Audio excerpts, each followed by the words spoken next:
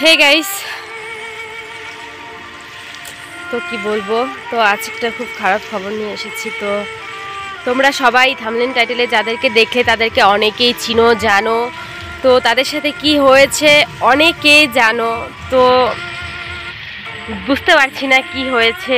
এত বড় একটা চ্যানেল এত দূর এগিয়েছে, এতটা দূরে নিয়ে গিয়েছে, সেখান থেকে যে এভাবে ভেঙে পড়তে হবে সেটা কখনো আশা করেনি।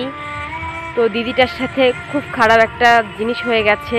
দিদির চ্যানেল, এত বড় একটা চ্যানেল, সেটা হচ্ছে শো করছে না, ডিলিট করে দিয়েছে ইউটিউব থেকে। তো দিদিরাও বুঝতে পারছে না কেন বা কোন কারণে এরকম হয়েছে। তো আমরাও বুঝতে পারছি না কেন হয়েছে। তো চ্যানেলটা শো করছে না, দেখাচ্ছে না।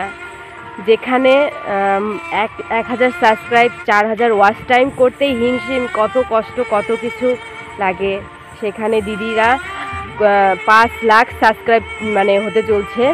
আর 20,000-এর মতো সাবস্ক্রাইব হলে 5 লাখ সাবস্ক্রাইব পূরণ হয়ে যাবে। তো সেই চ্যানেলটা বন্ধ হয়ে গেছে, শো করছে না, কারো ফোনে কোনোভাবে দেখাচ্ছে না, দেখা যাচ্ছে না।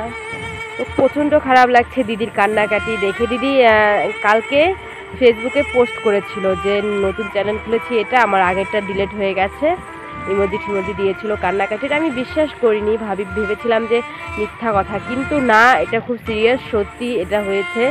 এখন ইউটিউবের ভিডিও দেখে বুঝতে পারছি।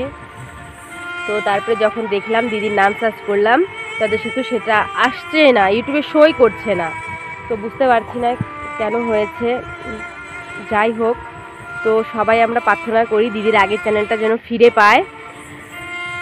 আর এরকম যেন 2023 সালে এমনি এর আগে অনেক বড় একটা মানে কষ্ট পেয়েছে, সেটা তোমরা সবাই দেখেছো।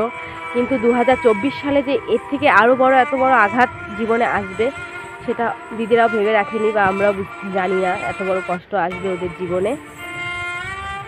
তো দেখা যাক কতদূর কী হয়। তো আশা করি আগের চ্যানেলটা যেন ফিরে পায়। তো আজকে ভিডিওটা এখানে শেষ করছি। তোমরা অনেকে শেয়ার করে দাও।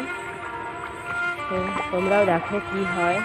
এখানে 5 লাখের লোক দিদিটাকে চিনে, জানে, খুব কষ্ট করে এই জায়গাটা দাঁড় করিয়েছে এতদিন ধরে। সেই জায়গাটা এইভাবে হারিয়ে যাবে এক মিনিটে, সেটা কখনো কেউ মেনে নিতে পারবে না। তো যাই হোক, এটা